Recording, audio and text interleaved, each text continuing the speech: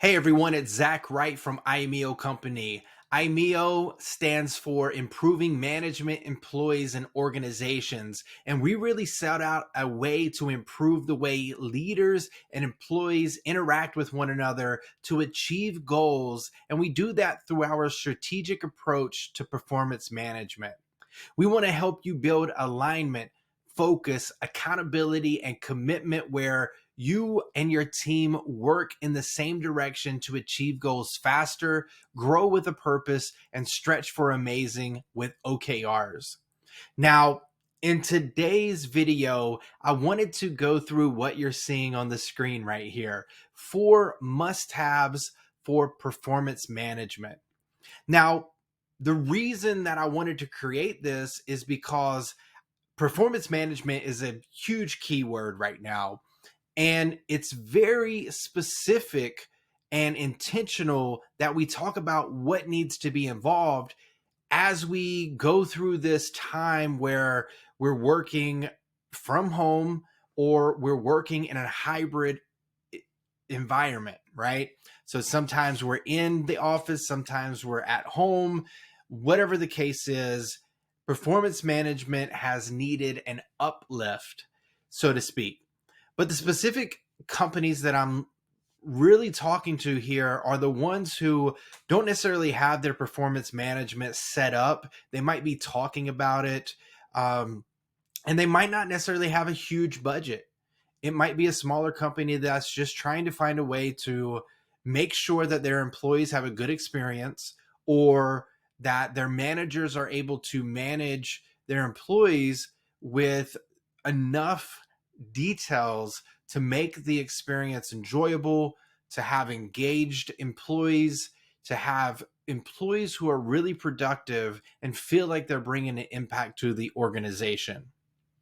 So let's go ahead and dive into it. The 4 must-haves for performance management. If you are just starting your performance management program, these are the 4 must-haves. You see them on your screen.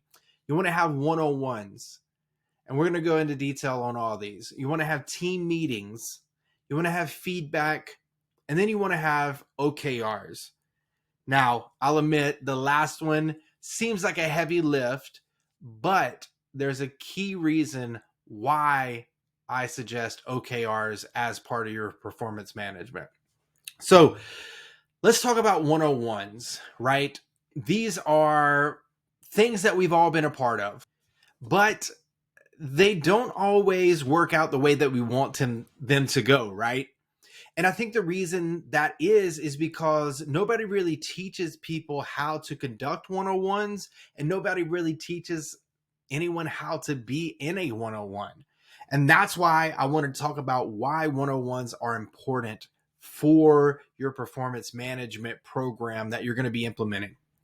Number 1 is it gives you that specific 101 time with your employees. And you don't always have to talk about performance. You don't always have to talk about what's going on in the company. And the reason that I say that is because of the specific environment that we're working in, specifically remote, 100% remote companies, or companies where there might be a hybrid model, but they're not necessarily going into the office where their manager works. They're just going into an office. And the reason that this is so important is because it gives you that weekly or bi-weekly check-in that you can start to learn more about your employee, right? Whenever I conduct 101s with the people that report up to me, I'm having conversations that range from how are their families? Some people are going through tough times. I make sure that I have a conversation about that. How are you doing? How is your family coping? You are bringing up things that don't necessarily get talked about in team meetings or in the meeting that you have to get things done. These 101s can be structured how you want them to do or how you want them to be, but you want to make sure that whenever you're doing these 101s, your main goal is a couple different areas, but your main goal is to establish trust between you and the employee. So it's not just you trusting them, they have to trust you too. And the way that you do that is, as I mentioned, you bring up certain things that are outside of work. You have real conversations with them.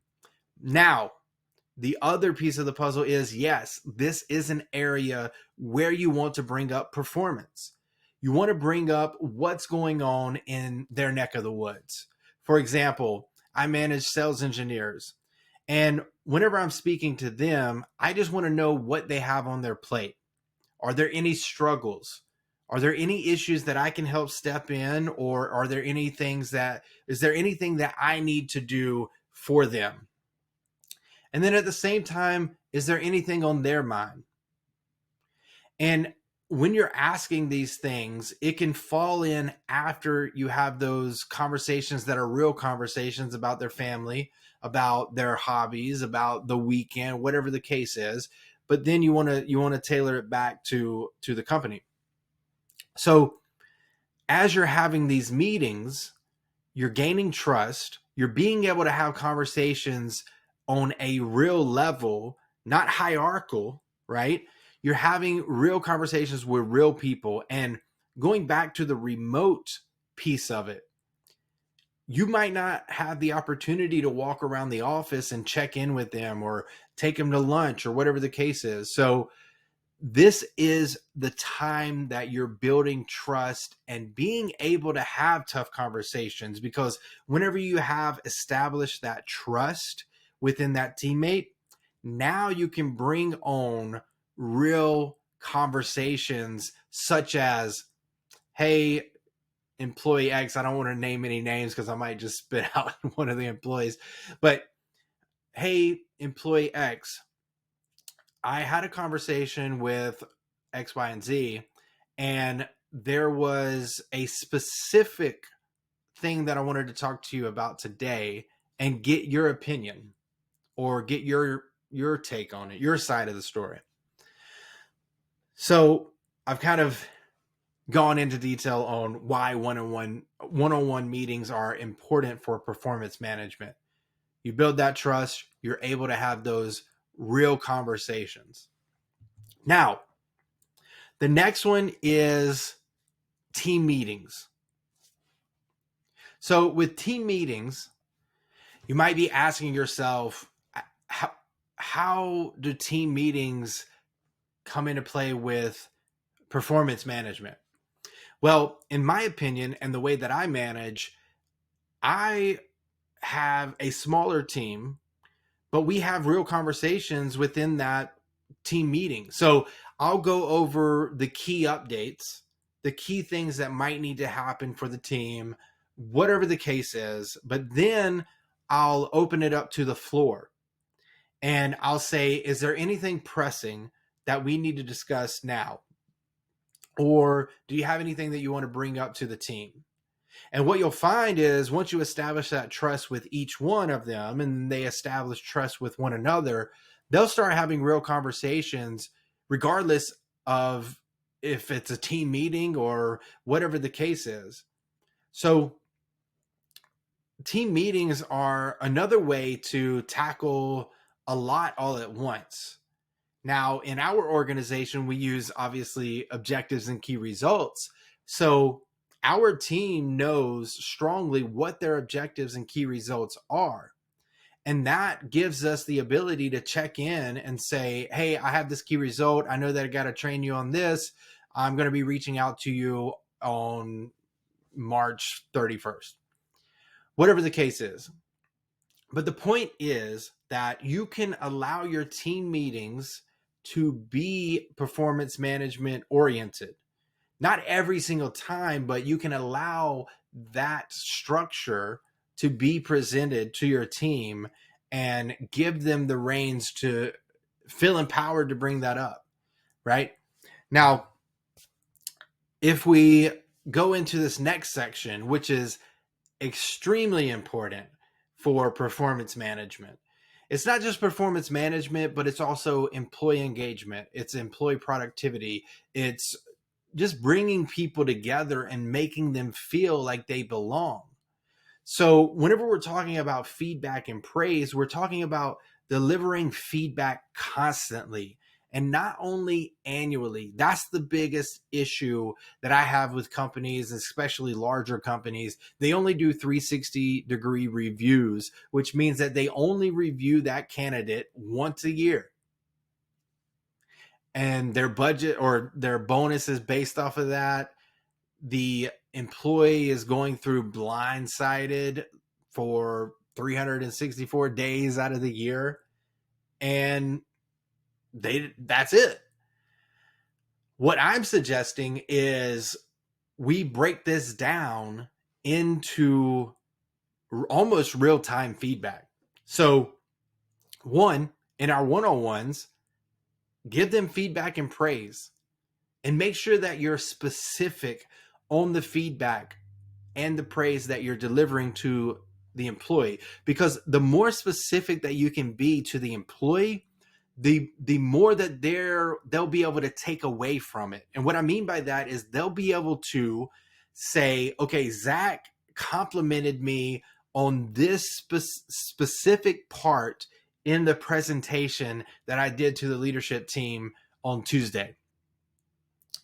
For example, let's say that I'm managing myself and I just did a presentation to the leadership team meeting, and I call up Zach afterwards and I say, hey, Zach, I just wanted to say, look, that was a great job on presenting the 4 must-haves of performance management. What I really liked the most was how you created the slides where they were visually appealing. They were aesthetically pleasing.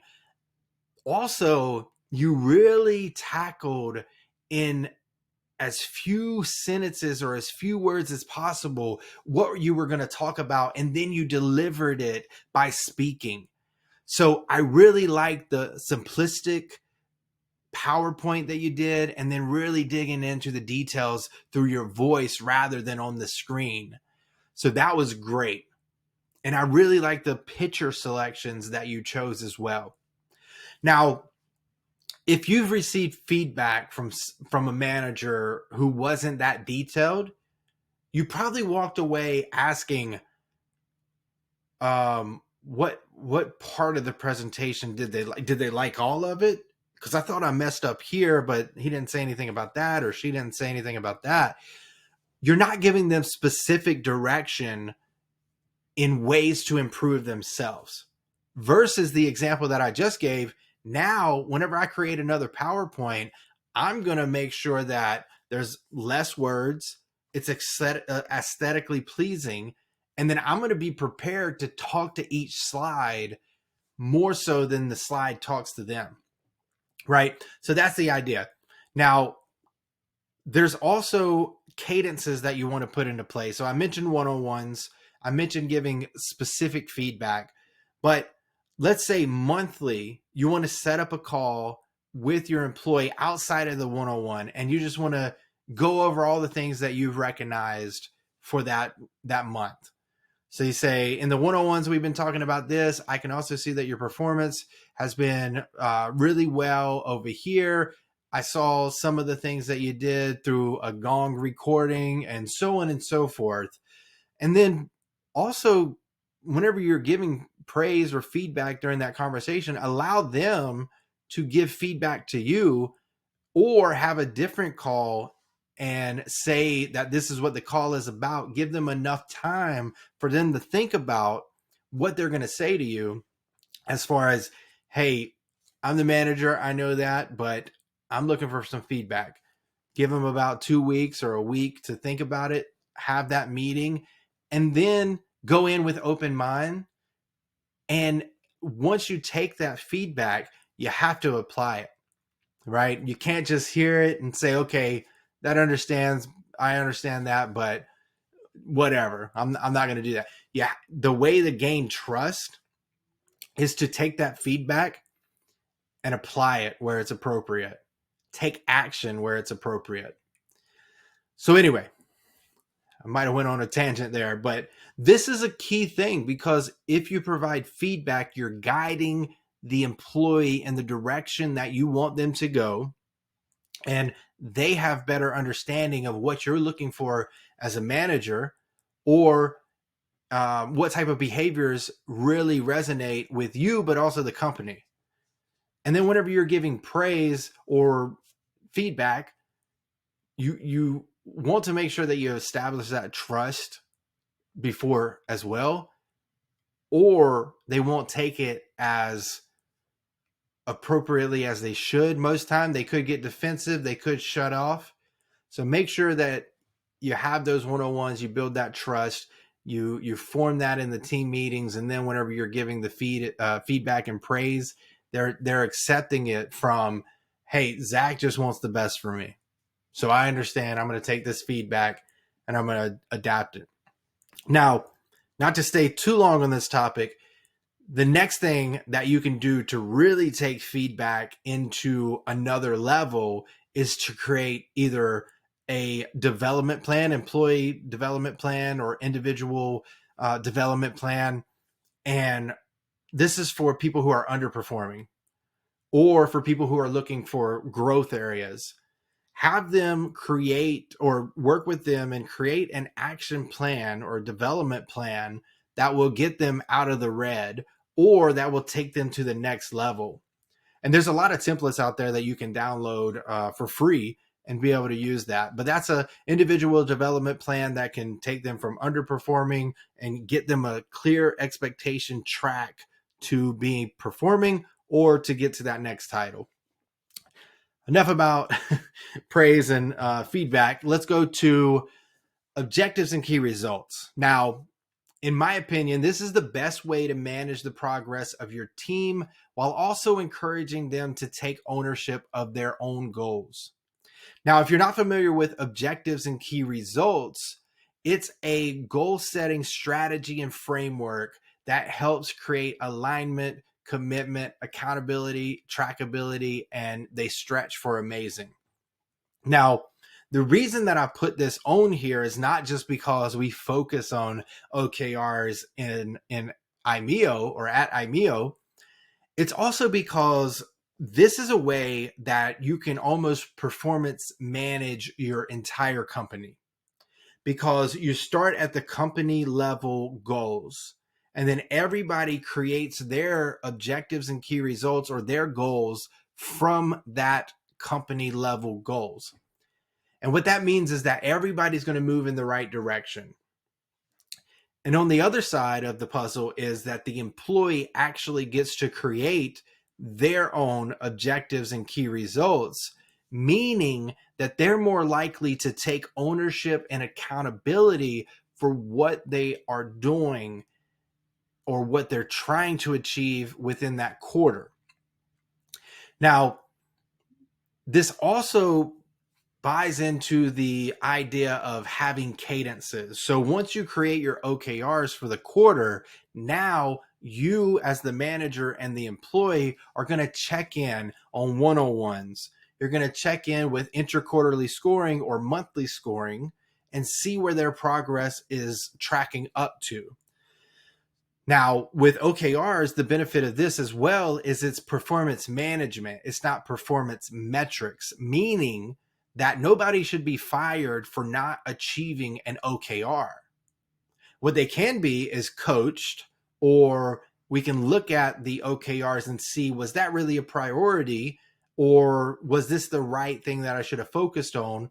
Whatever the case is, you'll be able to review, reflect, revise as you go through the quarter, and it will allow you an opportunity to manage your employees based off of something they created, right?